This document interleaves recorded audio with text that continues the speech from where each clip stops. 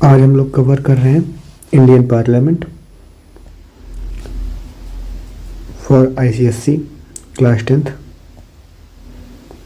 ये हमारा जो है पार्लियामेंट बिल्डिंग है, न्यू पार्लियामेंट बिल्डिंग है। अब देखो, पार्लियामेंट ऑफ बिल्डिंग में 2 हाउसेज होते हैं, ठीक है। पहला हाउस है राज्यसभा, दूसरा है लोकसभा। राज्यसभा को बोलते हैं काउंसिल ऑफ स्टेट्स और लोकसभा को ही बोलते हैं बेटा हाउस ऑफ पीपल, ठीक है। राज्यसभा को एक और नाम से जानते हैं अपर हाउस और लोकसभा के एक और नाम से जानते हैं लोअर हाउस। सबसे पहले होता है पार्लियामेंट। पार्लियामेंट में हेड होता है प्रेसिडेंट ऑफ इंडिया, फिर लोकसभा, राज्यसभा। लोकसभा के हेड होते हैं स्पीकर, राज्यसभा के जो हेड होते हैं वो होते हैं चेयरमैन, जो कि आपके होते हैं वाइस प्रेसिडेंट ऑफ इंडिया, ठीक है। यानी vice president of India he chairman होते हैं राज्यसभा के। फिर उसके बाद लोकसभा में अगर स्पीकर प्रेजेंट नहीं रहता है तो उनकी जगह पे डिप्टी स्पीकर होते हैं, और राज्यसभा में अगर वाइस प्रेसिडेंट प्रेजेंट नहीं होता है तो उनकी जगह पे डिप्टी चेयरमैन होते हैं। देखो पूरा का पूरा भारत कॉन्स्टिट्यूंसीज में बटा हुआ है, ठीक है। हर एक कॉन्स्टिट्यूंसी से एक एक एमपी इलेक्ट होता है और वो कहाँ पे जाते हैं, वो जाते हैं पार्लियामेंट में, और पार्लियामेंट में भी कहाँ पर, लोकसभा में बैठते हैं, ठीक है। और हाँ, हर एक आदमी उसी एरिया को रिप्रेजेंट करेगा जहाँ से वो आ रहा है। जिस कॉन्स्टिट्यूंसी से वो आ रहा है वहीं के लोगों को वो रिप्रेजेंट करेगा, कहाँ पे, लोकसभा में। ये कुछ बेसिक इन्फॉर्मेशन थी। अब देखते हैं इंडियन पार्लियामेंट। तो पहले देखते हैं द रोल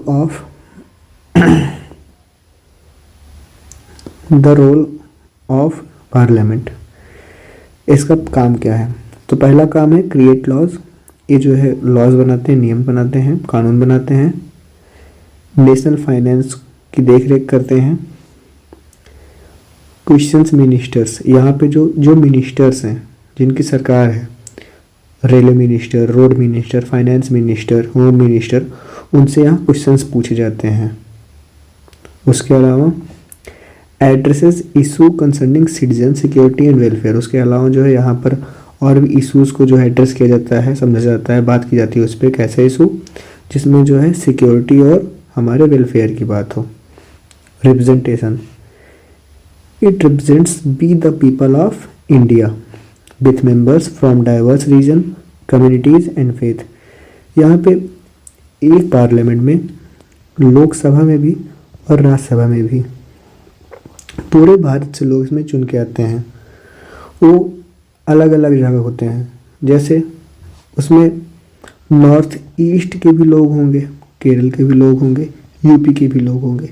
सभी लोग अलग अलग भाषा बोलते हैं, सभी लोग की अपने अलग मान्यताएं हैं, सभी लोग एक अलग अलग डायलेक्ट से आते हैं, लेकिन फिर भी सभी लोग एक जगह आके बैठते हैं और देश कैसे आगे बढ़े इस बारे में डिस्कशंस करते हैं।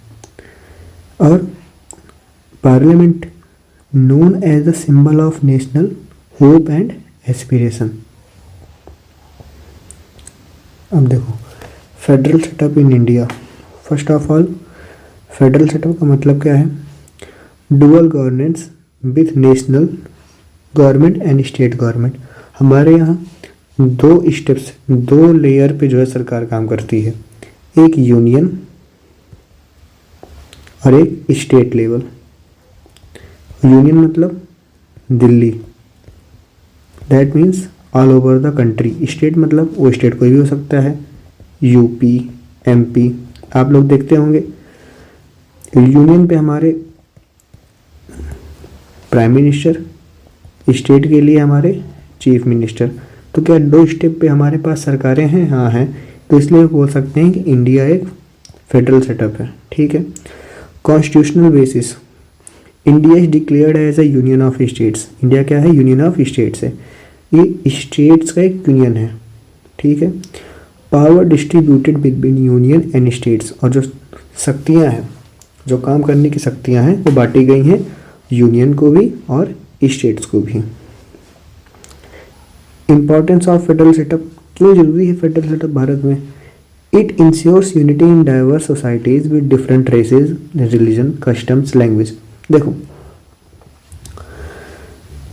अगर सिर्फ पावर यूनियन के हाथ में होगी तो यूनियन में जो है जिस प्रकार का आदमी होगा, जहाँ से वो चुन के आया हुआ होगा, वो वही सारी चीज़ें वो देखेंगे। वो कभी जो लोकल मुद्दे, जैसे कि मान लो जैसे यूपी का ही मामला है, तो हो सकता है यूपी इग्नोर हो जाए कहीं ना कहीं। एमपी का मामला है, इग्नोर हो जाए कहीं ना कहीं, क्योंकि फिर मोस्ट ऑफ द टाइम जो सरकार है वो नेशनल इम्पोर्टेंस के मामलों को ही ज़्यादा ध्यान देगी, वो स्टेट्स के मामलों को उतना ज़्यादा ध्यान नहीं दे पाएगी।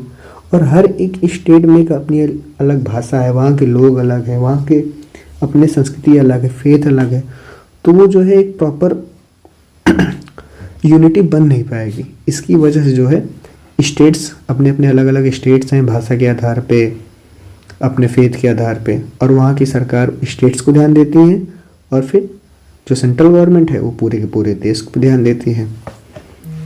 Motilal Nehru report in 1928 recommended federalism for India due to linguistic, that means language and culture diversity। और इस चीज़ की जो है मांग 1928 में ही हो गई थी नेहरू रिपोर्ट के जरिए कि भारत का जो है फेडरल स्ट्रक्चर होगा, क्योंकि भारत में जो है जो कल्चर है, जो लैंग्वेज है, सबकी अपनी अलग अलग है। यहाँ काफ़ी डाइवर्सिफाई है चीज़ें। Federal feature of the Indian constitution, अब कुछ फेडरल फीचर हमारे कॉन्स्टिट्यूशन का।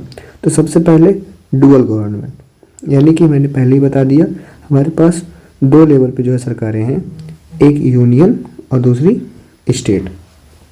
उसके अलावा citizens are govern by laws from both the union and their respective states. हम लोग जो है गवर्न किए जाते हैं किसके जरिए? कानून के जरिए। कौन गवर्न करता है? यूनियन और state. Division of power, union government control national subject, defence, foreign affair and currency. State government handle local subject like police, agriculture, public health. अब देखो पावर्स का बंटवारा हो गया है। जो यूनियन गवर्नमेंट है वो बड़ी चीज़ों पे ज़्यादा ध्यान देती है, जैसे डिफेंस, सुरक्षा, फॉरेन अफेयर्स कि हमें किस देश के साथ कैसा संबंध रखना है, हमारी करेंसी हो गई। जो उसके बाद जो लोकल मैटर्स के जो सब्जेक्ट होते हैं जैसे पुलिस, एग्रीकल्चर, पब्लिक हेल्थ, ये किसका मैटर है? स्टेट। इस पर कौन ध्यान देता है? State government. Supremacy of the constitution, both union and state government derive authority from the constitution, यानी कि अथॉरिटी, रूल करने की अथॉरिटी, कानून बनाने की अथॉरिटी, हर चीज़, हर पावर यूनियन हो चाहे स्टेट हो, कौन देता है? कॉन्स्टिट्यूशन देता है। यानी इनको अपने काम करने की शक्ति कहाँ से मिलती है? कॉन्स्टिट्यूशन से मिलती है। State governments operate independently with in their assigned spheres, और स्टेट गवर्नमेंट अपने आप में ही इंडिपेंडेंट बॉडी होती है, वो अपने ही लिमिट में रह के अपने सारे काम को परफॉर्म करती है, अपने सारे ड्यूटीज को परफॉर्म करती है। अब इसमें सुप्रीम कोर्ट का क्या रोल होता है? Final interpreter and guardian of the constitution. कोई भी कानून बनता है तो उस कानून का जो उल्लेखक होगा, जो उस कानून को उल्लेख करता है, जो बताता है, फाइनली कौन बताता है? सुप्रीम कोर्ट बताता है। उसके अलावा इसको और चीज़ बोला जाता है guardian of the constitution. Resolve dispute between the centre and state, इनका अलग क्या काम है कि जो भी डिस्प्यूट्स होते हैं, मान लो कभी सेंट्रल गवर्नमेंट और किसी स्टेट गवर्नमेंट के बीच में कोई डिस्प्यूट हो जाए, उसको सॉल्व करेंगे सुप्रीम कोर्ट। और मान लो दो स्टेट्स के बीच में, जैसे बिहार और यूपी के बीच में कोई डिस्प्यूट हो जाए, तो कहाँ कौन सॉल्व करेगा? Supreme court. ये सुप्रीम कोर्ट का काम होता है। Special features of Indian federalism, कुछ स्पेशल फीचर्स हैं। पहला क्या है? Strong central government. हमारे यहाँ हमको मालूम है कि गवर्नमेंट भले दो लेवल पे है, एक सेंट्रल और एक स्टेट, फिर भी जो हमारा सेंट्रल गवर्नमेंट है वो ज़्यादा स्ट्रांग है, जो हमारा पार्लियामेंट है वो ज़्यादा स्ट्रांग है। क्यों? Parliament can legislate state list subject during emergency. देखो पहले यहाँ ये समझ लो कि 3 प्रकार के सब्जेक्ट होते हैं, सेंट्रल, स्टेट और कॉन्करेंट। ठीक है, जो मैटर्स सेंट्रल लिस्ट में है उस पर सिर्फ सेंटर कानून बन सकता है, मतलब पार्लियामेंट कानून बना सकता है। जो मैटर स्टेट में है उस पर सिर्फ एक राज्य ही कानून बना सकता है। हम लोग अभी इसको आगे देखेंगे और अच्छे से उसको समझेंगे डीप में। और जो मैटर कॉन्करेंट में है उस पर दोनों लोग कानून बना सकते हैं। हाँ, लेकिन ये है कि कॉन्करेंट के मैटर वाली सारी चीज़ों पे कानून अगर सेंट्रल बनाता है तो स्टेट को उसको मानना पड़ेगा। यानी सेंटर अपने खुद के कानून बना ही सकता है, कॉन्करेंट के भी सारे कानून बना सकता है, स्टेट की भी जो लिस्ट में जो चीज़ें दी हुई हैं उस पर भी कानून बना सकता है। लेकिन तब जब इमरजेंसी हो तो हर एक सब्जेक्ट पे कौन कानून बना सकता है? पार्लियामेंट। इसलिए जो है सेंट्रल गवर्नमेंट ज़्यादा पावरफुल है। During president rule state legislature power are transfer to parliament. जाहिर सी बात है, जब भी किसी स्टेट में, जब भी किसी राज्य में प्रेसिडेंट रूल लगता है तो अब उस राज्य की सारी लेजिस्लेचर पावर, कानून बनाने की पावर किसके हाथ में चली जाती है? पार्लियामेंट के हाथ में चली जाती है। तो जाहिर सी बात है कि पार्लियामेंट यानी कि सेंट्रल गवर्नमेंट ज़्यादा स्ट्रांग होती है। State reorganization, parliament can alter state boundaries और रीनेम द स्टेट। इसके अलावा जो है अगर पार्लियामेंट चाहे तो किसी भी स्टेट की बाउंड्री को घटा बढ़ा सकती है या उस स्टेट के नाम को चेंज कर सकती है। तो जाहिर सी बात है पार्लियामेंट ज़्यादा स्ट्रांग हुआ। एग्जाम्पल है क्रिएशन ऑफ तेलंगाना। आंध्र प्रदेश से तेलंगाना जो है अलग हुआ, दो नए स्टेट्स बन गए। कब? 2 जून 2014। अब इसको किसने किया? इसको किया पार्लियामेंट ने। तो पार्लियामेंट के पास सेंटर से ज़्यादा पावर, सॉरी पार्लियामेंट के पास स्टेट से ज़्यादा पावर होती है। अब यहाँ तक एकदम बेसिक चीज़ें हो गई।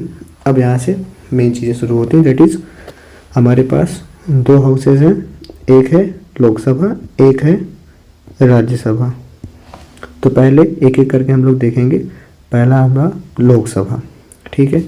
आप लोग इमेज में देख सकते हो, ये है लोकसभा। यहाँ पर बीच में बैठते हैं स्पीकर, और फिर आप लोग ये चेयर्स देख सकते हैं। यहाँ पर बैठते हैं हमारे द्वारा भेजे हुए, इलेक्ट किए हुए MP, that means member of parliament, ठीक है। लोकसभा। इंडिया पार्लियामेंट में क्या क्या चीज़ें होते हैं? इंडियन पार्लियामेंट के कौन कौन हिस्से हैं? प्रेसिडेंट, लोकसभा, राज्यसभा। अब इस इंडियन पार्लियामेंट प्रेसिडेंट का क्या काम है? ये पार्लियामेंट को एड्रेस करते हैं, मैसेज भेजा करते हैं। हम लोग अभी ये एक एक चीज़ करके देखेंगे कि ये होता कैसे है, क्या होता है। ये बिल पे एसेंस करते हैं, अपने सिग्नेचर देते हैं, अपनी मुहर लगाते हैं। चलो, लोकसभा का टर्म पीरियड क्या है? नॉर्मल टर्म पीरियड 5 ईयर्स, ठीक है। अगर इमरजेंसी लगी है देश में तो एक साल जो है बढ़ाया जा सकता है टर्म ईयर। मान लो कि 2024 में इलेक्शन हुआ, अगला इलेक्शन कब होगा? 5 साल का टर्म है तो 2029 में होगा। लेकिन मान लो 2029 में किसी कारणवश इमरजेंसी लग जाए तो 1 साल के लिए टर्म पीरियड बढ़ाया जाएगा, मतलब 6 साल हो जाएगा, ठीक है।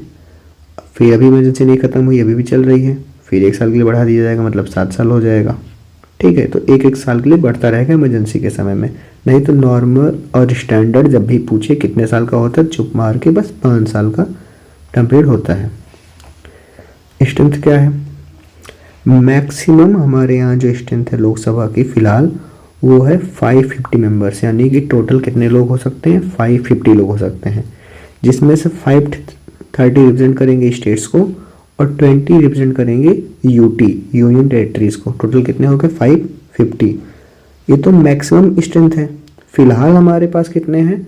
फिलहाल हमारे पास 543 इलेक्टेड MP हैं, ठीक है, जिसमें से 84 सीट्स फॉर SCs हैं, शेड्यूल कास्ट। 47 सीट्स किसके पास हैं? ST के पास, ठीक है, शेड्यूल ट्राइब के पास।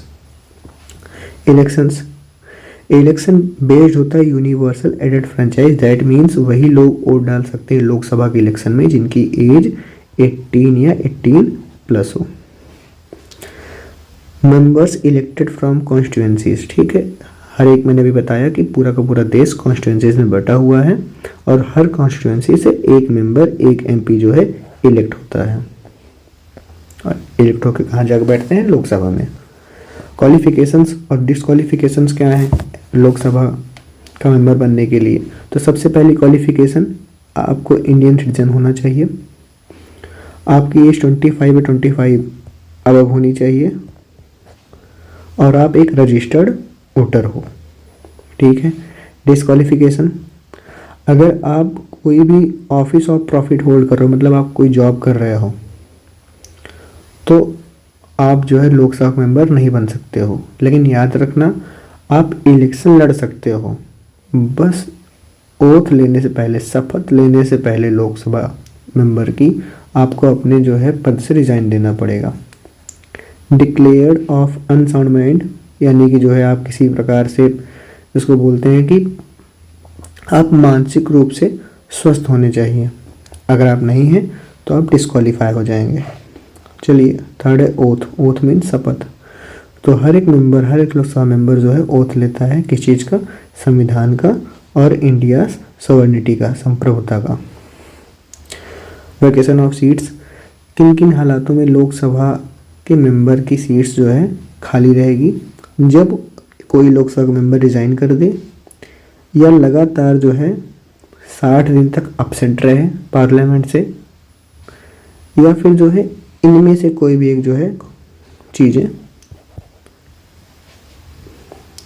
हो तो जो है डिस्क्वालीफाई हो जाएगा। Speaker of Lok Sabha, election and removal. तो पहले इलेक्शन देख लेते हैं। अब देखो, एक लोकसभा रहेगा, यहाँ ऊपर देखते हैं ये लोकसभा है। इस लोकसभा में जो यहाँ पे जो बैठे हैं वो कौन है? अभी मैंने बताया वो है स्पीकर। वो हेड होते हैं इन सभी लोगों के। जैसे क्लास मॉनिटर होते हैं, तो बिल्कुल क्लास मॉनिटर, पूरी क्लास है, इसमें क्लास बच्चे हैं और उनके जो हेड हैं वो कौन है? स्पीकर हैं, यानी कि मॉनिटर हैं। हर चीज़ का मॉनिटर कौन करता है? स्पीकर। हर चीज़ उन्हीं के देख रेख में होती है। तो उनको कैसे चुना जाता है?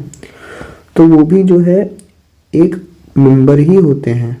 जब पहली बार सीटिंग होती है इलेक्शन के बाद, तो सभी लोग जो वहाँ बैठे हुए हैं 543 लोग, वो सभी लोग इलेक्शन करते हैं। उसमें से 2 से 3 लोग खड़े रहेंगे कि मैं बनना चाहता हूँ लोकसभा स्पीकर, लोग वहीं वोट देंगे। अब जिसके पास जो है ज़्यादा वोट मिल गया, मान लो पर्सन ए और पर्सन बी दोनों लोग बनना चाहते हैं लोकसभा स्पीकर यानी मॉनिटर, तो वोटिंग होगी। अब वोटिंग में जिस आदमी को आधा से ज़्यादा वोट मिल गया, जिसको मेजॉरिटी मिल गई, वो क्या बन जाएगा? लोकसभा स्पीकर। मान लो 300 लोग 543 में से बोल दिए कि हम चाहते हैं कि बी बने स्पीकर, तो बी अब क्या बन जाएंगे? स्पीकर। तो very basic, elected by the house through majority vote, यानी कि एमपी ही इलेक्ट करते हैं लोकसभा स्पीकर को। इनको हटाया कैसे जाता है? रिमूवल वाया अ रेजोल्यूशन, एक प्रस्ताव जारी किया जाता है।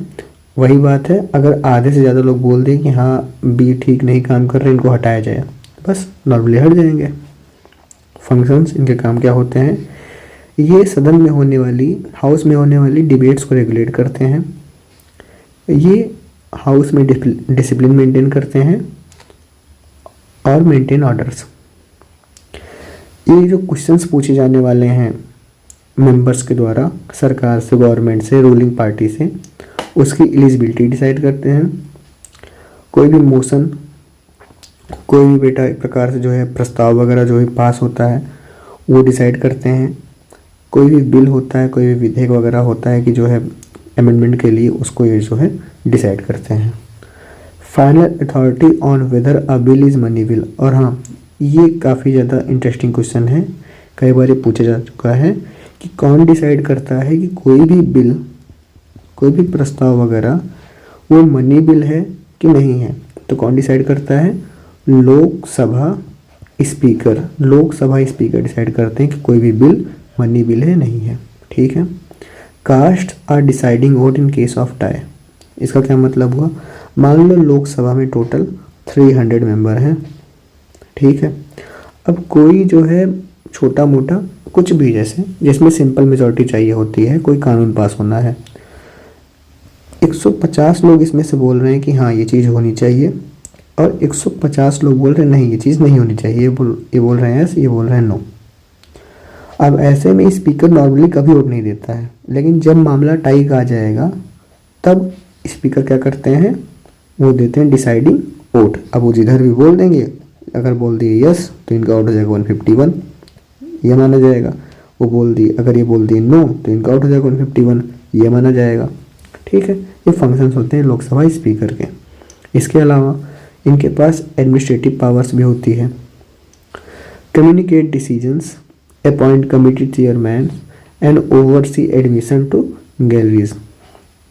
ओवरसीज एडमिशन टू गैलरीज क्या होता है, लोकसभा की कार्रवाई जब चलती रहती है तो वहाँ गैलरीज में लोग खड़े होकर, प्रेस के लोग हो गए, बाकी और विजिटर्स हो गए, वहाँ पर लोग देखते हैं, तो उनका जो है सिक्योरिटी और वो लोग जो है किसी प्रकार की जो है दिक्कत ना पैदा करे, सारी चीज़ें जो कौन देखता है, लोकसभा स्पीकर।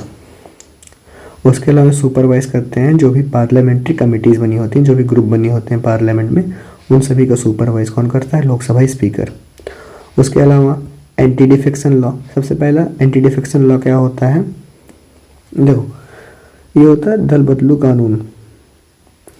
क्या होता है कि मान लो पर्सन ए है, वो एमपी बने बीजेपी की पार्टी से, टिकट मिला, इलेक्शन लड़े और वो एमपी बन गए। 2 महीने बाद ये कांग्रेस ज्वाइन कर लिया, ठीक है, अपने आप को रिप्रेजेंट करने लगे, मैं कांग्रेस का आदमी हूँ। तो ऐसे में जो है लोकसभा स्पीकर अगर चाहेगा तो इनको डिस्क्वालीफाई घोषित कर देगा कि आप जो है एलिजिबल नहीं हो और आपकी जो मान्यता है एज एमपी ऑफ लोकसभा रद्द की जाती है। हाँ, लेकिन इसमें एक स्पेशल प्रावधान है कि अगर मान लो बीजेपी में टोटल 90 लोग हैं, अगर कोई एक आदमी कांग्रेस में जाएगा डिस्क्वालीफाई हो जाएगा, तो कितने लोग एक साथ जाएंगे डिस्क्वालीफाई ना हो, तो अराउंड 2/3 यानी कि करीब 60 लोग अगर एक साथ जाएंगे कांग्रेस में तो कोई दिक्कत की बात नहीं है, फिर एंटी डिफेक्शन लॉ नहीं लगेगा। तो एंटी डिफेक्शन लॉ कौन लगाता है, speaker of Lok Sabha. Joint sitting, कई बार ऐसा होता है कि लोकसभा के मेंबर और राज्यसभा के मेंबर दोनों लोग साथ में बैठते हैं एक ही हाउस में, हालांकि दोनों लोग अलग अलग बैठते हैं नॉर्मल डेज पे, बट कभी कभार कुछ ऐसी सिचुएशंस होती हैं कि दोनों लोग साथ में बैठते हैं। तो इन दोनों लोगों का जो है मॉनिटरिंग कौन करता है, स्पीकर ऑफ लोकसभा। इसको याद रखिएगा कि ज्वाइंट सीटिंग का जो अध्यक्ष होता है वो स्पीकर ऑफ लोकसभा होता है। ठीक है, अब कोरम क्या है, कोरम होता है कि किसी भी कार्रवाई के लिए लोकसभा में at least 10% of the elected member चाहिए ही चाहिए। जैसे मान लो कि हाउस में टोटल 400 स्ट्रेंथ है, तो कार्रवाई के लिए एटलीस्ट 40 लोग चाहिए, यानी कि 10%। ठीक है, अपने इंडिया में 55 मेंबर्स चाहिए ही चाहिए। अगर इतने नहीं रहते हैं तो उस दिन जो है कार्रवाई स्थगित हो जाती है, उस दिन जो है सदन बंद हो जाता है, उस दिन काम नहीं होता है। कितने परसेंट, 10%, वही है कोरम। इतना होना ही होना चाहिए, नहीं तो काम नहीं होगा। जैसे टीचर क्लास में आके बोले, क्लास में टोटल 100 बच्चे हैं, टीचर आके बोले कि कम से कम जो है 10% बच्चे प्रेजेंट हो तभी मैं आज कोई नया टॉपिक शुरू करूँगा, नहीं तो जो है मैं आज क्लास नहीं लूँगा। तो बिल्कुल वैसे ही है कि जितने टोटल नंबर ऑफ मेंबर हैं उनमें 10% लोग जो है प्रेजेंट रहें, तभी जो है हाउस प्रोसीडिंग होगी। अब इनकी सैलरीज, एमपी की सीट सैलरीज, कुछ इनको तनख्वाह मिलती है, अलावेंस मिलते हैं, भत्ते वगैरह, डेवलपमेंट फंड्स इनको मिलते हैं करीब 15 करोड़ पर साल, और ये करीब 5 साल के लिए होते हैं, तो दैट मीन 75 करोड़ इनको जो है मिलते हैं। ठीक है, और इसके अलावा इसको ध्यान में रखिएगा कि जो इनकी सैलरीज वगैरह होती है इसमें हर एक चीज़ होता है, इवन इनका घर का खर्च, खुद का खर्च, ये मोबाइल खरीदते हैं उसका खर्च, उसका रिचार्ज, बिजली का बिल, पानी का बिल, बहुत सारी चीज़ें इसमें होते हैं सैलरीज और अलाउंस वगैरह में एमपी के। ठीक है, अब लोकसभा में लैंग्वेज कौन सी चलती है, पार्लियामेंट में हिंदी और इंग्लिश। अब लीडर ऑफ अपोजिशन कौन होता है, अपोजिशन जाहिर सी बात है जो अपोजिट में है, जो इसकी सरकार नहीं है। तो ऐसी कोई भी पार्टी जो सरकार नहीं बना पाई है और उनके पास टोटल एटलीस्ट 10% ऑफ सीट्स हों, यानी कि उनके पास करीब करीब 55 सीट्स होनी ही चाहिए, यानी कि उस पार्टी के 55 मेंबर उस हाउस में बैठे हों, तो ऐसी पार्टी को क्या बोला जाएगा? Opposition party. ठीक है, वुमेन रिप्रेजेंटेशन देख लेते हैं। हमारे यहाँ 17th लोकसभा 2019 से 2024 तक जो चली, उसमें टोटल कितने एमपी थे? जो वुमेन थी 78। जो अभी है फिलहाल 18th लोकसभा, इसमें कितनी वुमेन्स हैं? 74। Significance of speaker, represents nation dignity, he represents the nation dignity and he also ensures that कि जो पार्लियामेंट का फंक्शनिंग है वो काफ़ी स्मूथ हो, बेहतरीन से चले। ठीक है, मायरा कुमार ये फर्स्ट वुमेन स्पीकर थी हमारे भारत की। कब बनी? 2009 में। अभी फ़िलहाल कौन है? ओम बिरला जी हैं हमारे लोकसभा स्पीकर। यहाँ तक था हमारा जो है Lok Sabha, that means lower house, that means house of people. अब देखते हैं राज्यसभा। सबसे पहली बात तो राज्यसभा परमानेंट बॉडी है, लोकसभा परमानेंट बॉडी नहीं है, हर 5 साल में जो डिसॉल्व होती है, बट राज्यसभा परमानेंट बॉडी है, कभी डिसॉल्व नहीं होती, इसके मेंबर रिटायर होते हैं। ठीक है, इसके 1/3 मेंबर यानी 1/3 लोग इसके हर 2 साल में जो है रिटायर कर जाते हैं। ठीक है, इसका मैक्सिमम स्ट्रेंथ कितना है? 250 मेंबर्स। लोकसभा का मैक्सिमम स्ट्रेंथ कितना था? 550 मेंबर। अब इन 250 में से 12 मेंबर नॉमिनेटेड होते हैं, यानी कि कोई चुनाव लड़के नहीं आते हैं, ये इनको भेजा जाता है, नॉमिनेट किया जाता है किसके द्वारा? प्रेसिडेंट के द्वारा। और ऐसे ही इधर उधर के लोग नहीं होते हैं, ये एक्सपर्ट लोग होते हैं अपनी अपनी फील्ड के, जैसे कि लिटरेचर के एक्सपर्ट लोग, साइंस के, आर्ट के, सोशल सर्विसेज के। ठीक, बाकी के बचे हुए लोग हुए इलेक्टेड मेंबर्स जो हुए, वो रिप्रेजेंट करते हैं किसको? स्टेट्स को और यूनियन टेरिटरी यूटी को। ठीक है, और किस स्टेट के कितने लोग लोकसभा में बैठेंगे, राज्यसभा में बैठेंगे, ये कौन डिसाइड करेगा? उस देश की जनसंख्या। जितना ज़्यादा लोग उतने ज़्यादा लोग उस राज्य के राज्यसभा में बैठेंगे। जैसे यूपी में ज़्यादा पॉपुलेशन है तो यूपी के पास 31 सीट्स हैं, कहाँ पे? राज्यसभा में। ठीक है, वहीं गोवा, मिजोरम जैसी जगह छोटी जगह है, कम पॉपुलेशन है, तो वहाँ उनकी कितनी सीट्स हैं? 1-1 सीट्स हैं, कहाँ पे? राज्यसभा में। मैनर ऑफ इलेक्शन, इनका इलेक्शन कैसे होता है? अब इसमें हम आम लोग पार्टिसिपेट नहीं करते हैं। ठीक है, elected by member of legislative assembly by using proportional representative with single transferable vote system. देखो, अब जो एमपी होते हैं राज्यसभा के, उनके इलेक्शन में कौन पार्टिसिपेट करता है? MLA, member of legislative assembly. जो विधायक लोग होते हैं, जो स्टेट के बेसिकली एमपी होते हैं, हालांकि उनको एमएलए बोलते हैं, वही लोग वोट करते हैं अपने स्टेट के एमएलए, अपने स्टेट के भेजे जाने वाले राज्यसभा के मेंबर्स के लिए वोट करेंगे। तो बहुत सिंपल सी बात है कि राज्यसभा में बैठने वाले एमपी के इलेक्शन में कौन पार्टिसिपेट करता है, कौन वोट देता है? एमएलए। ठीक है, union territory representative chosen as per method prescribe by parliament, जैसा पार्लियामेंट बोलेगा वैसे यूनियन टेरिटरी के भी जो है लोग अपना वोट करके एमएलए को भेजेंगे, एमपी को भेजेंगे राज्यसभा के।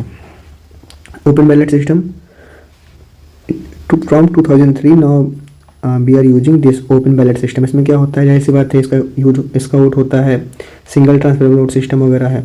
तो यानी कि इसमें कैंडिडेट्स को जो है हमें क्या करना होता है? हमें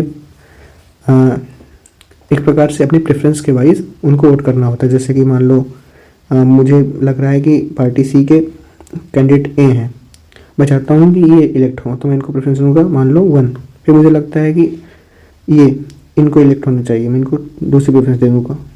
फिर मुझे लगता है अगर ये नहीं बनते हैं तो मैं चाहता हूँ कि इनको ये बन जाएं, तो ऐसे मुझे प्रेफरेंस देना होता है, यानी कि मुझे सबको वोट देना होता है, ऐसा नहीं कि मैं सिर्फ किसी एक आदमी को वोट दूंगा। नाउ की फीचर्स ऑफ राज्यसभा। सबसे बड़ी बात, इनका जो टर्म होता है वो 6 ईयर्स का होता है, ठीक है। 1/3 मेंबर रिटायर करते हैं हर 2 साल में, इतना याद रखना है। और ये परमानेंट हाउस होता है। यहाँ के जो प्रिसाइडिंग ऑफिसर होते हैं, यानी कि यहाँ के जो मॉनिटर होते हैं, जो राज्यसभा के जो मॉनिटर होते हैं, उनको बोलते हैं चेयरमैन। लोकसभा के मॉनिटर को बोलते हैं स्पीकर, ठीक है। और चेयरमैन होते हैं वाइस प्रेसिडेंट ऑफ इंडिया, और इसे बोलते हैं एक्स ऑफिशियो। दैट मीन्स कि इनको ये पद क्यों मिला है चेयरमैन का, क्योंकि ये देश के क्या हैं, वाइस प्रेसिडेंट हैं। कल कोई और वाइस प्रेसिडेंट अगर होगा तो उसको भी जो है एज चेयरमैन नियुक्त किया जाएगा, इसलिए ये एक्स ऑफिशियो है, ठीक है। यानी कि आपको कोई और पद मिल रहा है क्योंकि आप देश के कुछ और पद पे बैठे हैं, ठीक है। यानी कि जैसे ही आप वाइस प्रेसिडेंट बनते हैं वैसे ही उसके साथ साथ आपको कौन सा पद मिल जाता है, चेयरमैन का। और ये भी तभी और कर सकते हैं जब केस क्या हो, राज्यसभा में टाई पे हो। मैंने अभी बताया था कि इसका क्या अर्थ होता है। उसके अलावा एक लोग और होते हैं यहाँ पे, डिप्टी चेयरमैन। इनको कौन इलेक्ट करता है, Rajya Sabha from among its member. जैसे स्पीकर इलेक्ट होते हैं अपने मेंबर्स के द्वारा, वैसे ही डिप्टी चेयरमैन इलेक्ट होते हैं राज्यसभा के मेंबर्स के द्वारा। और ये तब काम करते हैं जब चेयरमैन एब्सेंट हो। कोरम क्या होता है, वही बात कि to conduct a business, to conduct a Rajya Sabha business कितने लोग चाहिए, 1/10 लोग, ये होता है कोरम। अगर इतने लोग प्रेजेंट रहेंगे तभी जो है कार्रवाई बढ़ेगी, नहीं तो उस दिन छुट्टी।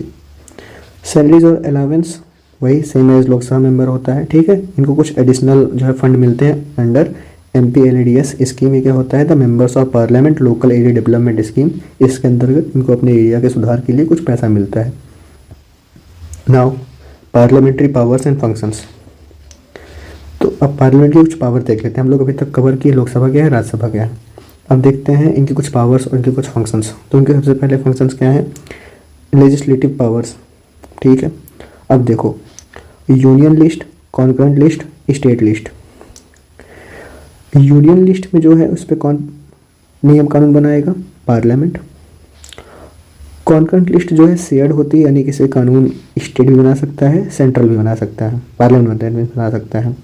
लेकिन अगर मान लो, जैसे अब यहाँ देखो एग्जाम्पल में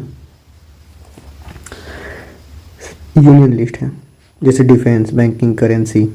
कॉन्करेंट लिस्ट है education, forest, trade, marriage. State list है police, trade, agriculture, irrigation. Central government में जो भी लिस्ट की जो भी चीज़ें हैं, ये सिर्फ इतनी ही नहीं है, इसमें और भी कई सारे सब्जेक्ट्स हैं, यहाँ मेंशन नहीं है। इन सब्जेक्ट्स पे तो पार्लियामेंट रूल बना ही सकती है, इस पर लॉ तो बना ही सकती है। कॉन्करेंट पे दोनों लोग बना सकते हैं, सेंटर भी और स्टेट भी। लेकिन मान लो जैसे यहाँ पे है फॉरेस्ट पे कोई रूल स्टेट ने बनाया और उसके बाद सेंट्रल गवर्नमेंट ने बना दिया, तो किसका माना जाएगा, सेंट्रल गवर्नमेंट माना जाएगा, ठीक है। अब स्टेट गवर्नमेंट में जो भी चीज़ें, पुलिस पे क्या सेंट्रल गवर्नमेंट नियम बना सकती है, हाँ बना सकती है। तब बना सकती है जब उस राज्य में या देश में इमरजेंसी लगी हो, ठीक है। Rajya Sabha passes resolution 2/3 majority on national importance, यानी कि जो है सेंट्रल गवर्नमेंट अगर चाहे तो अपने पे तो अपने सारे सब्जेक्ट्स पे तो नियम बनाएगी ही बनाएगी, कॉन्करेंट लिस्ट में दिए हुए सारे सब्जेक्ट्स पे भी रूल बना सकती है, प्लस स्टेट गवर्नमेंट में भी जितने सब्जेक्ट्स हैं उससे भी रूल बना सकती है, यानी ज़्यादा पावरफुल कौन हुआ, सेंट्रल गवर्नमेंट। अब ये इंपॉर्टेंट है, व्हाट इज रेसिड्यूरी पावर। देखो कुछ ऐसे सब्जेक्ट्स हैं जो किसी लिस्ट में मेंशन नहीं, ना इसमें ना इसमें ना इसमें, तो ऐसे में जो है उस पर कौन बनाएगा नियम, वही parliament, that means central government. ये कौन सी चीज़ें हैं, जैसे computer software, information technology, that means IT, space technology, इन सब चीज़ पे जो है ये सारी चीज़ें ना इस लिस्ट में मेंशन है यूनियन में, ना कॉन्करेंट में, ना स्टेट में, तो इस पर रूल कौन बनाएगा, पार्लियामेंट। ऑर्डिनेंस क्या होता है, हम लोग उसको प्रेजेंट चैप्टर में देखे थे कि जब पार्लियामेंट सेशन में नहीं होता है तो प्रेसिडेंट जो है ऑर्डिनेंस पास करते हैं। ऑर्डिनेंस वैलिड होता है 6 हफ्तों के लिए आफ्टर पार्लियामेंट रीअसेंबल, जब पार्लियामेंट बैठ जाता है तो जिस दिन बैठा तब से लेकर 6 हफ्ते तक जो है आपके ऑर्डिनेंस जो है मान्य रहते हैं, वैलिड रहते हैं, नहीं तो कोलैप्स हो जाते हैं। और अगर नहीं बैठ रहा है कोई सेशन तो मैक्सिमम एक्सपायरी डेट होती है किसी भी जो ऑर्डिनेंस की 6 मंथ, ध्यान रखना 6 मंथ, 6 वीक होता है बैठने के बाद। और ये तो था अभी तक जो है लेजिस्लेटिव पावर ऑफ पार्लियामेंट। अब देखते हैं फाइनेंशियल पावर, तो है मनी बिल। मनी बिल का आर्टिकल क्या है, 110। ये कहाँ से ओरिजिनेट हो सकता है, लोकसभा से। ध्यान देखना कि मनी रिलेटेड चीज़ें जो भी हैं, जितनी भी हैं, जिसमें पैसा आ रहा हो, जिसमें पैसा इन्वॉल्व हो, उसमें राज्यसभा जो है सिर्फ अपना सजेशन दे सकता है। ठीक है, उसमें कोई सुधार नहीं कर सकता है, उसके पास कोई भी हक नहीं है कि वो वहाँ पे जो है वोटिंग कराए मनी रिलेटेड चीज़ों में। हाँ, अगर राज्यसभा चाहे तो अपने कुछ सजेशंस दे सकता है, किसको, लोकसभा को, लेकिन लोकसभा चाहे माने चाहे ना माने। ठीक है, तो जो मनी बिल होता है किसके हाथ में होता है, पार्लियामेंट के, बेसिकली लोकसभा के हाथ में होता है। ठीक है, आर्टिकल 110 जो बजट होता है देश का किसके हाथ में होता है, ये भी होता है पार्लियामेंट में। इसमें क्या होता है, रिसिप्ट ऑफ एक्सपेंडिचर, खर्च वगैरह इसमें होता है कि हम लोग कहाँ से पैसा बनाएंगे, हम लोग किस किस योजनाओं पे पैसा खर्चा करेंगे, वो कहाँ रहेगा, बजट में होगा। ठीक है, अब सप्लीमेंट्री ग्रांट्स, कई बार क्या होता है कि मान लो कि इस बार का बजट में था 1,000 रुपये, ठीक है, कि इस साल हम लोग 1,000 रुपये खर्चा करेंगे टोटल, लेकिन साल ख़त्म होते होते पता लगा जनवरी तक, दिसंबर तक, फाइनेंशियल ईयर जो होता है, कि अब 1,000 रुपये खर्चा हो चुका है, अभी हमको जो है चाहिए 100 रुपये और। तो ऐसे में जो है सप्लीमेंट्री ग्रांट्स की आवश्यकता होती है, और उतना पैसा अभी एक्स्ट्रा 100 रुपये कौन देगा, पार्लियामेंट देगा। ठीक है, वोट ऑन अकाउंट क्या होता है, allow interim funding if the budget isn't pass before the financial year begins. अब देखो, हमारा फाइनेंशियल ईयर जो है शुरू होने से पहले, 1 अप्रैल से पहले ही मान लो 1 अप्रैल को हमारा बजट तैयारी नहीं हो पाया किसी वजह से। अब पैसे की आवश्यकता है, क्योंकि बजट तो बस मार्च तक के लिए था, अब अप्रैल से नया बजट चाहिए हम लोगों को। अब ऐसे में बजट अभी बना ही नहीं है, तो क्या अप्रैल में देश ऐसे ही चलेगा बिना पैसे के, नहीं। तब हम लोग क्या करेंगे, वोट ऑन अकाउंट, तो जो है कुछ एक्स्ट्रा पैसा दिया जाएगा कि अभी आप जब तक नया बजट नहीं आ रहा है, पैसा जो है खर्चा करिए जहाँ भी आपको खर्चा करना है, जैसे रोड बनाना हुआ, अस्पताल बनाना हुआ, स्कूल बनाना हुआ, किसी भी चीज़ में। बाकी जब बजट बन जाएगा तो फिर आपको दोबारा पैसा मिल जाएगा, और ये भी कौन देता है, पार्लियामेंट में ही पास होता है। अब है एग्जीक्यूटिव ओवरसाइट, तो इसमें सबसे पहले है क्वेश्चन आवर। ठीक है, जो सदन की कार्रवाई, जो हाउस की कार्रवाई का जो पहला घंटा होता है, यानी जब शुरू होता है तो शुरुआती जो 1 घंटा होता है, उसमें क्या होता है, क्वेश्चन आवर होता है। उसमें जो अपोजिशन है वो क्वेश्चंस पूछती है किससे, जो मेजॉरिटी में है, जिसकी सरकार है। जैसे मान लो कि होम मिनिस्टर हैं या हेल्थ मिनिस्टर को मान लो, तो अपोजिशन इनसे क्वेश्चन पूछेगी, मान लो कि पिछले आपने 1 साल में जो है अस्पताल बनाने के लिए कितना पैसा जो है दिया, कितने आपने अस्पताल बनाए, तो ये होता है क्वेश्चन आवर। शुरुआत के 1 घंटे में होता है क्वेश्चन आवर, सबसे पहला 1 घंटा होता है क्वेश्चन आवर। अब है adjournment motion, what is the purpose, allow the house to interrupt its schedule business to discuss a matter of urgent public importance. मान लो जो है लोकसभा की कार्रवाई चल रही है, अब लोकसभा की अपनी एक प्रॉपर कार्रवाई होती है क्वेश्चन आवर, जीरो और दुनिया भर की अपनी एक कार्रवाई होती है ऐसे ही। अब बीच में कई बार जो है एडजर्नमेंट मोशन लाना पड़ता है, किस चीज़ के लिए, कोई पब्लिक इंपॉर्टेंस, कोई अर्जेंट मैटर है, मान लो कि देश में अचानक से जो है कोई दिक्कत आ गई, ऐसा कुछ होना, जैसे मान लो बाढ़ आ गई, तो ऐसे में जो है अब उस चीज़ पे बात करनी है, मान लो रेल एक्सीडेंट वगैरह हो गया, उससे बात करनी है, तो ऐसे में जो है पोजीशन वाले कौन सा मोशन लाएंगे, एडजर्नमेंट मोशन। वो नॉर्मल बिजनेस जो भी होगा लोकसभा का, कि पहले ये होगा इस घंटे, फिर इस घंटे में ये होगा, फिर इतनी देर ये बात होगी, उन सब चीज़ को वो लोग कट कर देते हैं। वो लोग बोलते हैं नहीं, अभी जो है ये मोशन हम लोग ला रहे हैं, अभी आप इस मुद्दे पे बात करिए हम लोगों से, सरकार से इस पर जो है सवाल पूछते हैं। हाँ, लेकिन एडजर्नमेंट मोशन ऐसे नहीं आ सकता है कि कभी भी ऐसे कोई भी मुँह उठा बोल दे कि नहीं एडजर्नमेंट मोशन चाहिए, नहीं, उसके लिए जो है कम से कम 50 मेंबर्स का सपोर्ट चाहिए, वो एडमिट करें कि हाँ हमें अभी जो है इस मामले पे फ्लड हो गया, रेल एक्सीडेंट हो गया, हमें इस पर बात करनी है। फिर है censor motion, move to criticise specific policy और action of an individual minister और द गवर्नमेंट। इसको अपोजिशन वाले लाते हैं, यानी जिनकी सरकार नहीं है, ऐसे एमपी जिसको लाते हैं। इसका पर्पस क्या होता है कि क्रिटिसाइज करते हैं सरकार के पॉलिसी और एक्शंस को, मतलब कि बेइज्जती करते हैं या फिर उसमें कुछ ना कुछ कमियां वगैरह निकालते हैं कि आप ये गलती की है, वो गलती की हैं। ठीक है, अब चौथा है नो कॉन्फिडेंस मोशन। इसमें क्या होता है कि कई बार देखो हम लोगों ने जाना है कि सरकार कैसे बनती है। मान लो टोटल 500 सीट पे चुनाव हुए, टोटल 500 एमपी हैं। अब इसमें से एक पार्टी है ए, एक पार्टी है बी और एक पार्टी है सी। पार्टी ए के पास है टोटल 300 मेंबर, पार्टी बी के पास है टोटल 100 मेंबर, पार्टी सी के पास है टोटल 100 मेंबर। ठीक है, या फिर ऐसा मान लो कि पार्टी सी के पास है 50 मेंबर और अदर्स के पास है, कोई और भी कुछ पार्टियां हैं उनके पास है जो है 50 मेंबर्स। तो ऐसे में सरकार कौन बनाएगा, किस पार्टी की सरकार होगी, पार्टी ए की सरकार होगी, ठीक है, क्योंकि इनके पास जो है आधे से ज़्यादा यानी कि 250 प्लस लोग इनके पास हैं एमपीज, ठीक है। अब कई बार क्या होता है कि अपोजिशन वाले, मान लो पार्टी बी वाले चाहते हैं कि नहीं हमको फिर से काउंट करना है कि हमारे पास 250 है कि नहीं है, तो कौन सा मोशन लेके आएंगे, नो कॉन्फिडेंस मोशन लेके आएंगे, ठीक है। हालांकि इसको भी शुरू करने के लिए 50 लोगों की आवश्यकता होती है कम से कम, कि 50 लोग खड़े हों और वो बोलने एक्सेप्ट करेंगे हाँ मुझे चाहिए क्या, नो कॉन्फिडेंस मोशन मुझको चाहिए।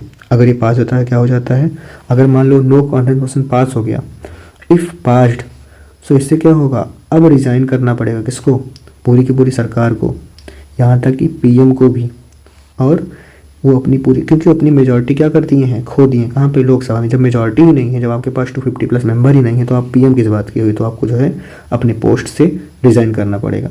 ये होता है नो कॉन्फिडेंस मोशन। अब पार्लियामेंट की जुडिशियल पावर देखते हैं। जब इम्पीचमेंट होता है प्रेसिडेंट का, जब प्रेसिडेंट को निकाला जाता है, इम्पीचमेंट ऑफ प्रेसिडेंट मैंने प्रेसिडेंट चैप्टर में प्रॉपर एक्सप्लेन किया है, तो भी जो है उसमें कौन काम करता है, पार्लियामेंट। कितने मेंबर चाहिए, 2/3 मेंबर दोनों हाउस के चाहिए इम्पीचमेंट ऑफ द प्रेसिडेंट के लिए, ठीक है। रिमूवल ऑफ जज, जजेस अगर निकालने हो सुप्रीम कोर्ट के, हाई कोर्ट के, तो भी कौन निकालेगा उसको, पार्लियामेंट, ठीक है। यहाँ पर भी जो है दोनों हाउस की सहमति चाहिए। और उसके अलावा जो है कंटेम्प्ट ऑफ कोर्ट, अगर सॉरी कंटेम्प्ट ऑफ पार्लियामेंट, अगर जो है ये किसी भी इंडिविजुअल को भी जो है कंटेम्प्ट कर सकते हैं, सजा सकते हैं अगर वो जो है पार्लियामेंट की बेइज्जती करता है, फिर उसकी प्रोसीडिंग में जो है कुछ ना कुछ प्रॉब्लम क्रिएट करता है। अब कॉन्स्टिट्यूशनल अमेंडमेंट्स, ओके, तो ये हमारे संविधान में भी जो है कुछ ना कुछ अमेंडमेंट मतलब जो है एडिट कर सकते हैं, सुधार कर सकते हैं। तो और संविधान में एमएलए लोग, यानी कि जो है हमारी जो विधानसभा होती है, जो स्टेट्स में होती है छोटी पार्लियामेंट, वो लोग नहीं कर सकते हैं। जो सेंटर में पार्लियामेंट होती है सिर्फ वही लोग जो है कॉन्स्टिट्यूशनल यानी संविधान में सुधार कर सकते हैं, स्टेट लेजिस्लेचर कभी नहीं कर सकता है, ठीक है। अब इसके लिए अप्रूवल चाहिए होता है, स्पेशल मेजॉरिटी। स्पेशल मेजॉरिटी मतलब 2/3 मेंबर की सहमति चाहिए होती है, किसके लिए, कॉन्स्टिट्यूशनल सुधार के लिए। और उसके अलावा कई बार जो है स्टेट्स की भी सहमति चाहिए होती है, राज्य यानी जितने राज्य हैं उनमें से आधे ज़्यादा राज्य और कम से कम आधे राज्य भी उस बात को माने, तब जाके संविधान में जो संशोधन होगा। अभी हम लोग उसको और डीप में देखेंगे। इलेक्टोरल ड्यूटीज़ भी होती है कुछ पार्लियामेंट की, प्रेसिडेंट का इलेक्शन करवाते हैं ये लोग, वाइस प्रेसिडेंट का इलेक्शन ये लोग करवाते हैं, लोकसभा स्पीकर का भी इलेक्शन यही लोग करवाते हैं, हम लोग इसको देख चुके हैं। इनको कुछ प्रिविलेजेस होती हैं, कुछ इम्यूनिटीज़ होती हैं, इनके जो भी मेंबर होते हैं पार्लियामेंट के, उनके पास कुछ प्रिविलेजेस होते हैं, यानी कुछ विशेष अधिकार होते हैं, जैसे कि फ्रीडम ऑफ स्पीच, ये जो है पार्लियामेंट में जो है कुछ भी बोल सकते हैं, ठीक है। उसके लिए कोई लीगल एक्शन वगैरह नहीं लिया जाएगा। फ्रीडम फॉर अरेस्ट, जैसे कि सेशन शुरू होने वाला है, तो सेशन शुरू होने के 40 दिन पहले और 40 दिन बाद, ठीक है, इनको गिरफ्तार नहीं किया जा सकता है।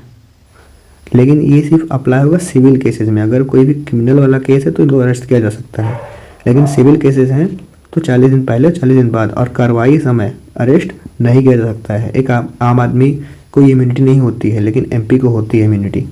कंट्रोल ओवर हाउस अफेयर्स, ठीक है। उसके अलावा जो है ये लोग रेगुलेट करते हैं इंटरनल मैटर्स को और पनिश करते हैं कॉन्टेम्प्ट करने पर, ठीक है।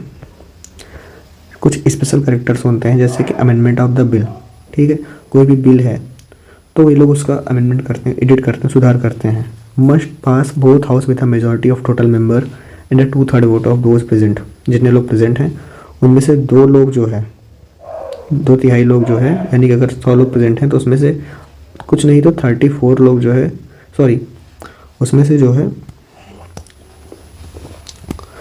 मान लो 99 लोग हैं, तो उसमें से कुछ नहीं तो करीब 66 लोग जो है सहमति अपनी जताएं कि हाँ हम ऐसा चाहते हैं। फिर उसके बाद जो है require certification bye at least half of the state. और मान लो अपने देश में टोटल 20 स्टेट्स हैं, तो उसमें से कम 10 स्टेट्स जो हैं हाँ माने, यानी 2/3 लोग तो बोले ही बोले लोकसभा और राज्यसभा के, माने उस चीज़ को। और जितने स्टेट्स हैं उस स्टेट की जो लेजिस्लेचर है उसमें से करीब करीब जो है 10 ऐसे स्टेट्स हों जो उस बात को माने, तब जाके जो है कोई बिल जो बहुत बड़ा इंटरेस्ट का बिल होता है वो अमेंडमेंट होता है उसमें। अभी हम लोग इस चीज़ को देखते हैं, फिर से देखेंगे अभी नीचे। Exclusive power of the 2 house of parliament, इनके कुछ एक्सक्लूसिव पावर होते हैं, ठीक है। अगर पावर में देखा जाए तो Lok Sabha enjoy greater power than Rajya Sabha in several key area. Lok Sabha के पास ज़्यादा शक्तियाँ होती हैं किसके कंपेयर में राज्यसभा के। जैसे हम लोग जानते हैं फाइनेंशियल मैटर में जो है राज्यसभा की कोई पावर नहीं होती है।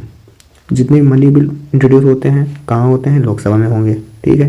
राज्यसभा का क्या इसमें रोल होता है, राज्यसभा कुछ बस सजेशन दे सकता है, कुछ रिकमेंडेशन दे सकता है, कुछ सुधार करने की जो है ये लोग सलाह दे सकते हैं, ठीक है।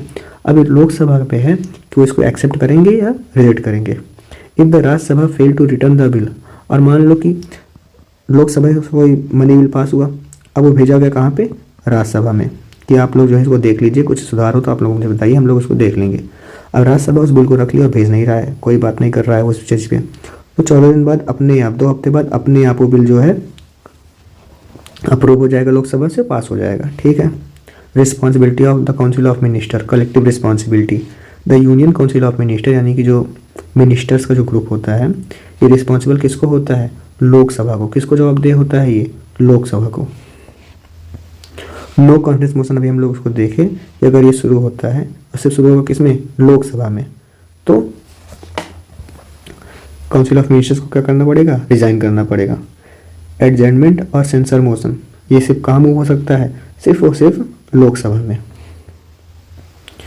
Joint sitting of both house, जैसे कि मान लो कोई एक रेजोल्यूशन है, कोई बात है, कोई ऑर्डिनरी बिल वगैरह कुछ भी है, उस पर जो है वो पास नहीं हो पा रहा है, ना ही लोकसभा से ना ही राज्यसभा से, अटका हुआ है, तो ऐसे में जो है ज्वाइंट सेशन होगा, यानी कि ज्वाइंट सीटिंग होगी, यानी कि एक ही जगह पे अब लोकसभा के सारे मेंबर बैठेंगे और राज्यसभा के सारे मेंबर बैठेंगे एक ही कमरे में, ठीक है। हाँ, इनको बुलाएगा कौन, president.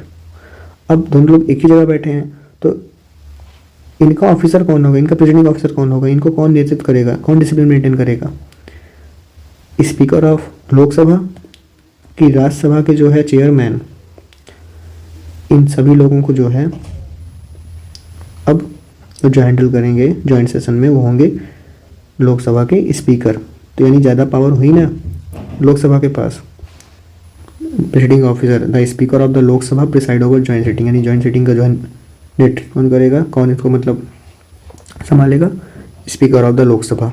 Power exclusive to the Rajya Sabha, अब ऐसे कुछ पावर्स, अब ऐसे तो नहीं सारी पावर लोकसभा को मिल गई है, कुछ पावर जो है राज्यसभा को मिली हुई हैं। जैसे making laws on state list matter, अभी हम लोगों ने स्टेट लिस्ट देखा था ना, यानी कुछ पावर सिर्फ स्टेट ही रूल बना सकती है, तो राज्यसभा भी उन मैटर्स पे जो है रूल्स बना सकती है, लॉ बना सकती है बाय 2/3 मेजॉरिटी से, ठीक है। उसके अलावा creation of all India services, यानी जो है जैसे अपना IAS हो गया, IPS हो गया, सब ऑल इंडिया सर्विसेज हैं, अखिल भारतीय सेवा, तो इन सब सर्विसेज को कौन बना सकता है, ऐसी मान लो कोई और ऐसी सर्विस बनानी हुई भविष्य में तो कौन बना सकता है, राज्यसभा। हाँ, लेकिन 2/3 मेजॉरिटी, 2/3 मेंबर जितने भी प्रेजेंट हैं उनकी सहमति चाहिए होती है। ये इस तरह की सर्विस जो है लोकसभा कभी नहीं बना सकता। परमानेंट नेचर, और उसके अलावा राज्यसभा क्यों ज़्यादा पावरफुल, मतलब क्यों अपने में स्पेशल है, क्योंकि जो है कभी डिजॉल्व नहीं होता, ये परमानेंट बॉडी है, ठीक है। इसमें सिर्फ लोग जो है रिटायर करते हैं, 1/3 मेंबर रिटायर होते हैं हर 2 साल पे, और इसके एक मेंबर की जो टर्म पीरियड होता है वो 6 ईयर होता है। हाँ, ऐसी कुछ जगह है जहाँ दोनों लोग अपनी पावर को शेयर करते हैं, दोनों लोग बराबर होते हैं, जैसे कि प्रेसिडेंट के इम्पीचमेंट में, जज को जब रिमूव करना होता है सुप्रीम कोर्ट या हाई कोर्ट के जज को, एमरजेंसी लगाने में, ऑर्डिनेंस के लिए, कॉन्स्टिट्यूशनल अमेंडमेंट के लिए, ये 5 ऐसे पॉइंट्स हैं जहाँ पे जो है लोकसभा और राज्यसभा दोनों लोगों की पावर सेम होती है, इक्वल होती है। पार्लियामेंट्री प्रोसीजर, ठीक है। समनिंग ऑफ सेशन, सेशन को कौन बुलावा भेजता है, प्रेसिडेंट। समन मीन्स बुलावा भेजना, सेशन मीन बैठक, समन मीन्स बुलावा भेजना, सेशन मीन्स बैठक, बुलावा कौन भेजता है, प्रेसिडेंट, ठीक है। सेशन क्या है, सेशन बैठना, साल में कम से कम जो है कितनी बार सेशन को बैठना पड़ेगा, 2 बार, ठीक है। और किसी भी 2 सेशन के बीच में, यानी कि पहला सेशन जिस दिन ख़त्म हो रहा है और अगला सेशन जिस दिन शुरू हो रहा है, इन दोनों के बीच में 6 महीने से ज़्यादा का गैप नहीं होना चाहिए। अपने इंडिया में टोटल 3 सेशन होते हैं। पहला है budget session, February to May, फिर monsoon session, July to September, फिर winter session, November to December. President address delivered at the start of first session each year and after general election. जो साल का पहला सेशन होता है, देखो जैसे मान लो साल का पहला सेशन, तो साल का पहला सेशन ये वाला होता है, बजट सेशन, बजट सेशन। तो इस सेशन में कौन जाता है? प्रेसिडेंट जाते हैं पहले दिन। वो जो है इस सेशन को एड्रेस करते हैं, यानी लोगों को जो है, लोगों से बात करते हैं पार्लियामेंट में। और कब जाते हैं? जनरल इलेक्शन होने के बाद, यानी कि जैसे 5 साल बाद जब चुनाव होता है, तो उसके बाद जब पहली बैठक होती है एमपीज़ की, तो उन लोगों से बात कौन करता है? प्रेसिडेंट। 2 बार ये करते हैं एड्रेस लोगों को। क्वेश्चन आवर, क्वेश्चन आवर क्या होता है? First hour of every session, her session का जो पहला घंटा होता है वो रिजर्व होता है किस चीज़ के लिए? क्वेश्चन आवर के लिए। अब देखो क्वेश्चन जो है टोटल 3 प्रकार के होंगे, ठीक है। Member of both house have a right to ask question, दोनों हाउस के लोगों के पास अपने अधिकार हैं सवाल पूछने के। तो पहला क्वेश्चन है स्टार्ट क्वेश्चन, ठीक है। Is one to which a member desire an oral answer. Start question पहला वाला क्या हुआ? इसमें जो मेंबर है वो डिजायर करता है क्या? ये हमें जो आंसर्स हैं ओरल मिलेंगे, यानी कि मान लो कि पर्सन ए ने पर्सन बी से पार्लियामेंट में सवाल पूछा, अगर वो स्टार्ट क्वेश्चन है तो पर्सन बी अब उनको जो है जवाब कैसे देंगे? ओरली, ठीक है। आंसर में भी फॉलोड बाय सप्लीमेंट्री क्वेश्चन। इसका मतलब क्या हुआ? मान लो ए ने बी से पूछा कि तुम कहाँ रहते हो, तो बी ने जवाब दिया ए को कि मैं XYZ जगह पे रहता हूँ। अब ए चाहे तो सप्लीमेंट्री क्वेश्चन पूछ सकता है। मान लो फिर इन्होंने पूछा कि तुम्हारा स्कूल का नाम क्या है, तो अब बी अपना आंसर देगा, यानी कि जो है ये कैसे क्वेश्चन होते हैं? Start question. ओरली इसका आंसर दिया जाता है और इसके आंसर के जस्ट बाद जो है सप्लीमेंट्री क्वेश्चंस पूछे जा सकते हैं। फिर है अनस्टार्ट क्वेश्चन। अनस्टार्ट क्वेश्चन में जो है ए बी से क्वेश्चन पूछेगा तो, लेकिन बी ए को देगा जो है रिटन आंसर, ठीक है। अब लेकिन इसमें सप्लीमेंट्री क्वेश्चन नहीं पूछा जा सकता है। जैसे मान लो वही सेम चीज़, कहाँ रहते हो, इन्होंने बताया यहाँ रहता हूँ, लेकिन लिखित में बताएंगे। अब इसके बाद ए बी सी नहीं पूछ सकता है कि अच्छा तुम्हारे स्कूल का नाम क्या है।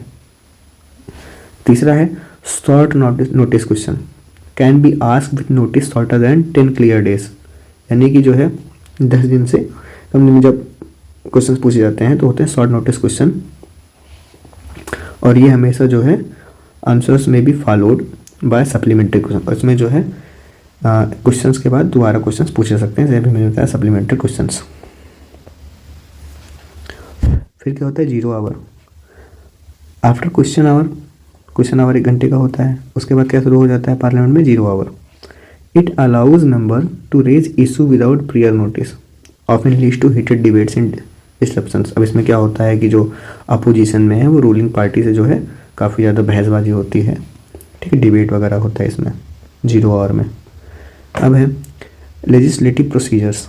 तो पहला है ऑर्डिनरी बिल्स, ये कहीं से भी शुरू हो सकता है। ऑर्डिनरी बिल्स होते हैं, ये सब एकदम मामूली बिल होते हैं, किसी भी हाउस से शुरू हो सकता है, चाहे राज्यसभा से शुरू हो चाहे लोकसभा से शुरू हो, कहीं से भी शुरू हो सकता है, किसी भी हाउस से, ठीक है। इन case of disagreement the president में समन अ जॉइंट सेशन। अगर मान लो यहाँ शुरू हुआ और यहाँ से लोगों ने जो है 1/2 मेजोरिटी से पास कर दिया, अब ये लोकसभा में गया, लोकसभा में लोग इस पर बात ही नहीं कर रहे हैं, यानी डेडलॉक बन गया है, तो ऐसे में जो है प्रेसिडेंट चाहेंगे कि राज्यसभा और लोकसभा दोनों लोगों के साथ में बुला के, यानी जॉइंट सेशन बुला के इस डेडलॉक को क्लियर किया जाए, ठीक है। हाँ, और जब जॉइंट सेशन होगा तो इसका हेड कौन होगा? Speaker of Lok Sabha. अब मनी बिल है, लेकिन मनी बिल ये सिर्फ और सिर्फ कहाँ से हो सकता है? लोकसभा में, ठीक है। मनी रिलेटेड चीज़ें सिर्फ लोकसभा में होगी। राज्यसभा अपनी रिकमेंडेशन दे सकता है, ठीक है, और उसको बिल्स को जो है 14 दिन के अंदर वापस करना रहता है। और हर एक बिल जब दोनों सदनों से पास होता है तो आखिर में किसका जो एसेंट लगता है, किसका साइन लगता है? प्रेसिडेंट का। मनी बिल पे प्रेसिडेंट को साइन करना ही करना पड़ता है, ठीक है। अमेंडमेंट ऑफ द कॉन्स्टिट्यूशन, यानी संविधान में सुधार, इसके लिए जो है क्या चीज़ें हैं? पहला है articles amendable bye simple majority. कुछ ऐसे चीज़ें होती हैं, कुछ ऐसे आर्टिकल्स होते हैं जो बहुत ही सिंपल, बहुत साधारण चीज़ें होती हैं, वो बहुत ही सिंपल मेजॉरिटी, यानी कि सिर्फ जितने मेंबर प्रेजेंट हैं उनका 1/2, यानी कि अगर टोटल 100 लोग हैं तो मुश्किल से मुश्किल 50 लोग उस चीज़ के लिए हाँ बोल दें, चीज़ें जो है अमेंड हो जाएंगी संविधान में सुधार हो जाएगा। क्योंकि ये छोटी मोटी चीज़ें होती हैं, जैसे कि कोई नया राज्य बनाना हुआ, ठीक है, अल्ट्रेशन ऑफ एरिया घटाना बढ़ाना हुआ किसी राज्य का, बाउंड्री घटाना बढ़ाना हुआ, किसी पुराने राज्य का नाम बदलना हुआ, ठीक है, और मान लो एवोल्यूशन करना हो या क्रिएशन करना हो किसका, लेजिस्लेटिव काउंसिल का, यानी कि जो है जो एमएलसी वगैरह होते हैं राज्यों में, उनका चुनाव वगैरह, मतलब उनको हटाना है, उस हाउस को जोड़ना है उस सदन में, तो छोटी मोटी जो चीज़ें हैं वो सिंपल मेजॉरिटी जो है हैंडल हो जाती हैं, ठीक है। और इसमें कोई स्पेशल मेजॉरिटी नहीं चाहिए, कोई रेटिफिकेशन ऑफ द स्टेट्स भी नहीं चाहिए, बाय द स्टेट्स भी नहीं चाहिए। अब कुछ ऐसे आर्टिकल्स होते हैं संविधान में जिसमें 2/3 मेजॉरिटी चाहिए होती है, मतलब कि जितने लोग प्रेजेंट हैं उनमें से 2/3 लोग बोलें कि हाँ हमें ये चीज़ मंजूर है। अब जैसे क्या होती है, अब और 2/3 दोनों हाउस के, लोकसभा के भी और राज्यसभा के भी। अब इसमें क्या चीज़ें होती हैं, जैसे रिस्पॉन्सिबिलिटीज ऑफ द पार्लियामेंट, कुछ फंडामेंटल राइट्स हो गया, ठीक है, जो थोड़ा इंपॉर्टेंट चीज़ें होती हैं उनमें।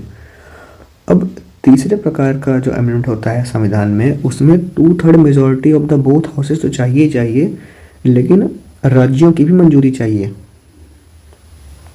2/3 majority of the both house, और कम से कम जितने हमारे यहाँ राज्य हैं उन राज्यों में जो भी सरकार है, उन राज्यों में उस राज्य के जितने भी असेंबलीज हैं, उस असेंबली का भी जो है रेटिफिकेशन चाहिए। मान लो कि देश में पहले तो मान लो पास होगा लोकसभा से, फिर पास हुआ राज्यसभा से, ये ऊपर नीचे हो सकता है पहले पास हो राज्यसभा से फिर हो लोकसभा से, फिर उसके बाद जो है अब देश में मान लो टोटल 30 राज्य हैं, तो कम से कम जो 15 राज्य हैं उन राज्यों में जो भी असेंबली है, अब उस असेंबली से भी वो बिल पास हो, तब जाके जो है आप संविधान में संशोधन कर पाओगे। इतना कठिन है। अब इतना कठिन है तो इसका मतलब ये काफ़ी ज़्यादा इंपॉर्टेंट चीज़ें हुआ, हाँ, जैसे जुडिशियल मैटर्स हो गए, पावर और जुडिक्शन हो गए किसके, सुप्रीम कोर्ट और हाई कोर्ट के, क्योंकि बड़ी चीज़ें हैं ये। तुम सुप्रीम कोर्ट और हाई कोर्ट की पावर की बात कर रहे हो घटाने बढ़ाने की, तो ऐसे में जो है सिर्फ 2/3 मेजॉरिटी ही नहीं, कम से कम आधे राज्यों का जो है रेटिफिकेशन भी चाहिए, तभी जाके वे सब कर पाओगे, ठीक है। अब रोल ऑफ प्रेसिडेंट क्या होता है, once a constitution amendment bill is passed. अब देखो, एक बार संविधान का अमेंडमेंट बिल पास हो जाता है तो प्रेसिडेंट जो है कॉन्स्टिट्यूशनली बाउंड होता है, यानी कि उसको जो है इस पर अपनी एसेंट अपना जो है साइन करना ही करना पड़ता है, तो उसके बाद वो बिल क्या बन जाता है, पार्ट ऑफ द कॉन्स्टिट्यूशन। अब judicial interpretation the basic structure doctrine, एक केस हमारे यहाँ Kesavananda Bharati versus state of Kerala case 1973 का, ठीक है, ये काफ़ी इसमें लैंडमार्क जजमेंट आया था बाय द सुप्रीम कोर्ट। इसमें उन्होंने कहा था कि पार्लियामेंट के पास संविधान को अमेंड करने की तो पावर है, लेकिन वो कुछ हद तक है, नॉट अनलिमिटेड, पूरी तरह वो बदल नहीं सकते हैं। और किसी भी पार्लियामेंट के पास तो जो है लोग हैं, अब चाहें तो लोग कुछ भी बदल सकते हैं। मान लो कल को फंडामेंटल राइट ही पूरा चेंज कर दिए, तो उसमें कॉन्स्टिट्यूशन, तो उसमें सुप्रीम कोर्ट ने कहा कि कुछ भी बदल नहीं सकते हैं, वो बेसिक स्ट्रक्चर जो हमारे संविधान का उसको नहीं बदल सकते हैं। और जो चीफ जस्टिस SM सिकरी थे, उन्होंने जो है बताया कि बेसिक फीचर्स हैं क्या, हमारे बेसिक स्ट्रक्चर हैं क्या, जैसे कि रिपब्लिकन एंड डेमोक्रेटिक, हम लोग रिपब्लिकन और डेमोक्रेटिक फॉर्म ऑफ गवर्नमेंट है, आप इसको नहीं बदल सकते हो। हम लोग सेकुलर हैं, आप इसको नहीं बदल सकते हो। हम लोग का फेडरल कैरेक्टर है, आप इसको नहीं बदल सकते हो, ठीक है। This doctrine ensure that while the constitution is adaptable its core principle remain intact, यानी कि आप जो कोर प्रिंसिपल है हमारे संविधान का, आप उसको नहीं बदल सकते हो, भले 2/3 की मेजॉरिटी हो या पूरी मेजॉरिटी, यानी 300 में से 300 लोग बोल देंगे यहाँ बदलो, लेकिन आप बदल नहीं सकते हो। अभी कुछ चीज़ें, एडजमेंट क्या होता है, in a sitting of the house but not a session, ये होता है क्या, एडजमेंट, ठीक है। अब कई बार जो है एडजमेंट होता है लैक ऑफ कोरम की भी वजह से, मान लो कि टोटल 100 लोग हैं, अब 10% भी नहीं प्रेजेंट है उस दिन, तो उस दिन क्या हो जाएगा, हाउस का एडजमेंट हो जाएगा, यानी कि जो है उस दिन सदन नहीं चलेगा, वो होता है adjournment, end of the house. Prorogation क्या होता है, end of a session of the house, ठीक है, कौन करता है इसको, प्रेसिडेंट ऑफ इंडिया। अब इस कब होता है जो है हाउस एडजमेंट कब होता है, जैसे कि मान लो बजट सेशन खत्म हो गया, अब प्रोरोगेशन हो जाएगा। विंटर सेशन खत्म हो गया, प्रोरोगेशन हो जाएगा, कौन करेगा, प्रेसिडेंट करेंगे। अब होता है लास्ट है डिसोल्यूशन, ठीक है, इसमें end of the Lok Sabha, and can happen at the end of its 5 year term by presidential order. अब जब पूरा का पूरा 5 साल का टर्म खत्म हो जाएगा एमपीज का, तब क्या होगा, डिसोल्यूशन होगा। और कौन किसके ऑर्डर पे होगा, ये प्रेसिडेंट के ऑर्डर पे होगा। ठीक है, ये 3 चीज़ें थी। ओके, होप आपको यहाँ तक चीज़ें समझ में आई होगी। जो भी आपके डाउट्स हैं आप लोग कमेंट कर सकते हैं। ठीक है।